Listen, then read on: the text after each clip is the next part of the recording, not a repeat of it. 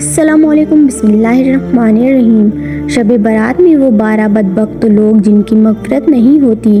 پیارے عزیز دوستو، آج کی اس ویڈیو میں ہم آپ کو بتانے والے ہیں کہ شب برات میں کن کن لوگوں کی مغفرت نہیں ہوتی، یعنی کن کن لوگوں کو اللہ تبارک تعالیٰ اس رات بھی معاف نہیں کرتا۔ تو وہ 12 لوگ کون سے ہیں؟ اس کے ساتھ ساتھ ہم آپ کو بتانے والے ہیں کہ شب برات میں دعا کس طرح کریں وہ دعا قبول ہو جائے، اور یہ بھی بتائیں گے کہ شب برات میں ہمارے پیارے نبی حضور اکرم صلی اللہ علیہ وسلم کیا عمل کرتے تھے اور شب برات کیوں مناتے ہیں۔ میرے پیارے دوستو، ویڈیو میں آگے بڑھنے سے پہلے آپ سے چھوٹی سی گزارش کریں گے کہ جلدی سے آپ اس ویڈیو کو لائک کر دیجئے، اور آپ نے چینل کو ابھی تک سبسکرائب نہیں کیا ہوا ہے تو فوراً سے آپ اس چینل کو سبسکرائب کر لیجئے، کیونکہ ہم آپ کے لیے آپ کی ہی ضرورت کے ویڈیو لاتے رہتے ہیں۔ اور شب برات میں بیر کے پتے سے غسل کرنے یعنی نہانے کے کیا فائدے ہیں اور کس طرح سے نہائیں۔ پیارے دوستو، شعبان اسلامی سال کا 8واں مہینہ ہے، اور یہ وہ مہینہ ہے جس میں بندوں کے اعمال اللہ تبارک تعالیٰ کی بارگاہ میں اٹھائے جاتے ہیں، اور یہ مہینہ رمضان کے قریب ہے۔ اس لیے جب بھی یہ مہینہ آتا ہے تو ہمارے پیارے نبی حضرت محمد مصطفیٰ صلی اللہ علیہ وسلم یہ دعا فرماتے ہیں کہ اللہ ہمارے لیے رجب اور شعبان کے مہینے میں برکت عطا فرما اور ہمیں رمضان کے مہینے تک سلامتی کے ساتھ پہنچا دے۔ آپ صلی اللہ تعالیٰ علیہ وسلم شعبان کے مہینے میں زیادہ تر نفلی روزے رکھا کرتے تھے، اور اسی وجہ سے آپ فرماتے تھے کہ اس مہینے میں ملک الموت یعنی موت کا فرشتہ ان لوگوں کے نام لکھ کر اس کو دیے جاتے ہیں جن کی روح قبض کی جائے گی، جو اس سال میں مر جائیں گے۔ تو میں چاہتی ہوں کہ میرا فیصلہ روزے کی حالت میں کیا جائے۔ پیارے دوستو، شب برات کی فضیلت شعبان کے مہینے میں ایک بابرکت اور فضیلت والی رات آتی ہے جس کو شب برات کہتے ہیں، جو کہ شعبان کی 15ویں رات ہوتی ہے، اور اس رات میں نفلی عبادت کی بہت فضیلت ہے۔ شب برات کیا ہے؟ شب کو ہندی میں کہتے ہیں رات، اور بارات کا مطلب بری ہونا، آزاد ہونا، یعنی گناہوں سے بری ہو جانا، چھوٹ جانا، اور عربی مہینے میں شعبان کی 15ویں تاریخ کو یہ رات ہوتی ہے جس کو شب برات کہتے ہیں۔ اس رات کی فضیلت اتنی ہے کہ اگر کوئی بندہ ثواب کی امید کے ساتھ عبادت کرتے ہوئے اللہ سے اپنے گناہوں کی معافی مانگے تو اللہ تبارک تعالیٰ بہت جلد گناہوں کو معاف کر دے گا۔ فضیلت والی راتیں کون کون سی ہیں؟ تو آئیے آپ کو بتاتے چلے کہ فضیلت والی راتیں کون کون سی ہیں۔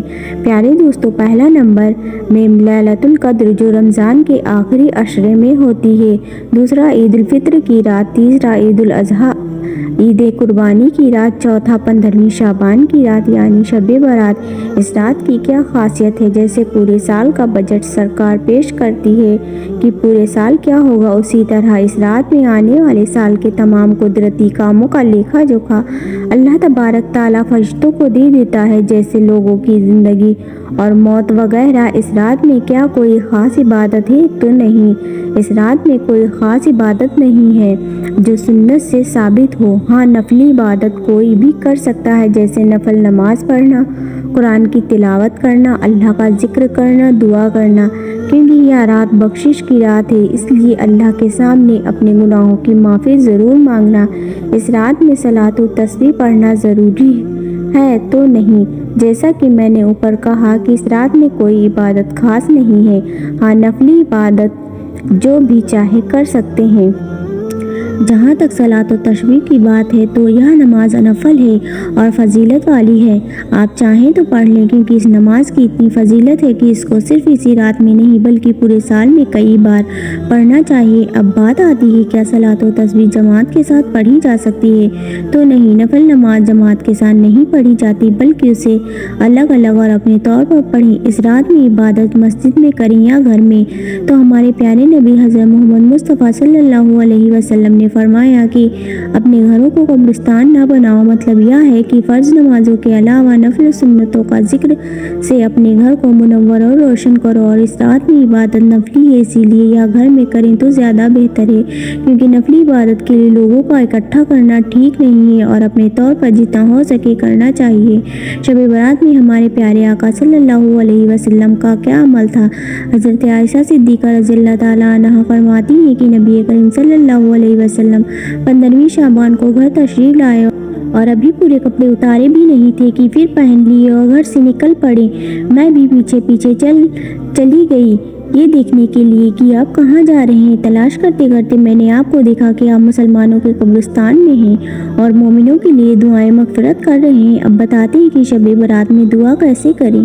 اگر کوئی عربی دعا یاد نہ ہو تو اس طرح دعا مانگے: اے میرے اللہ، تو ہی سب پر احسان کرنے والا ہے، کوئی تجھ پر احسان نہیں کر سکتا۔ اے امت پر مہربانی کرنے والے، اے بندوں کو عطا کرنے والے، تیرے سوا کوئی معبود نہیں، تو ہی غیرتوں کو تھامنے والا ہے، بے پناہ کو پناہ دینے والا ہے، پریشان حالوں کو اور مصیبتوں کا اور ماروں کا تو ہی سہارا ہے۔ اے اللہ، تیرے سوا کس سے مانگوں، تو ہی داتا ہے، میری بدبختی کو دور کر دے اور اپنے حلال رزق سے مجھے محروم نہ کر، بے شک تو ہر چیز پر قدرت رکھنے والا ہے۔ اے اللہ، میری پریشانیوں کو دور فرما، اے اللہ نیک اولاد عطا فرما اور ہماری مغفرت فرما۔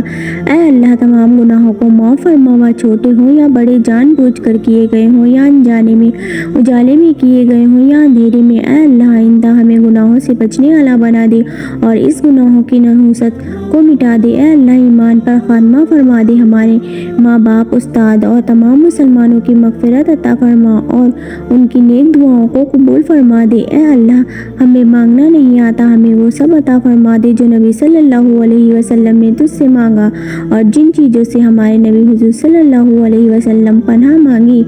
اے اللہ، ان تمام چیزوں سے ہمیں پناہ دے دے۔ پیارے دوستو، اس رات میں کن 12 لوگوں کی مغفرت نہیں ہوتی؟ پہلا نمبر، مشرک، اللہ کے علاوہ کسی اور سے فائدہ اور نقصان کی امید رکھنا اور اللہ کے علاوہ کسی اور کو پوجنا اور اس کی عبادت کرنا۔ ایسا شخص اس رات میں بخشا نہیں جاتا جب تک وہ توبہ نہ کر لے۔ دوسرا نمبر، دل میں کینہ رکھنے والا۔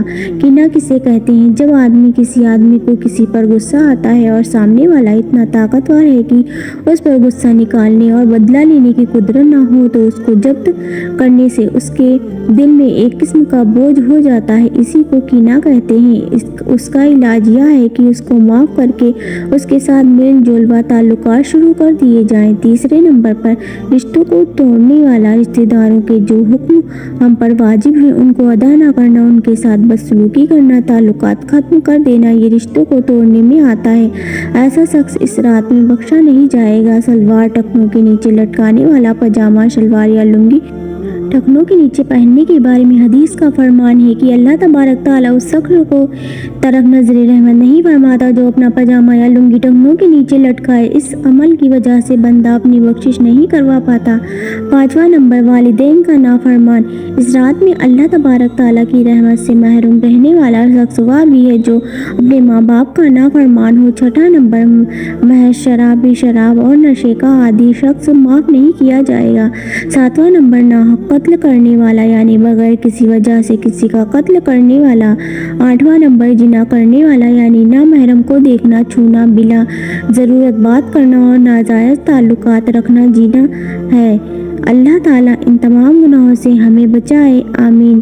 نواں، چوری کرنے والے کی۔ 10واں، اپنے بھائی کا حق مارنے والے کی۔ 11واں، اپنے ماں باپ کو پریشانی میں ڈالنے والے لوگوں کی بخشش نہیں ہوتی۔ 12واں، آستین کے سانپ کے مانند جیسے لوگ جو تمہارے ساتھ تو رہتے ہیں مگر برائی بھی تمہاری ہی کرتے ہیں۔ یا تھے 12 لوگ جن کی شب برات میں بھی مغفرت نہیں ہوتی، اور یا ایسے لوگ ہیں جو اللہ تعالیٰ کو بالکل ناپسند ہیں۔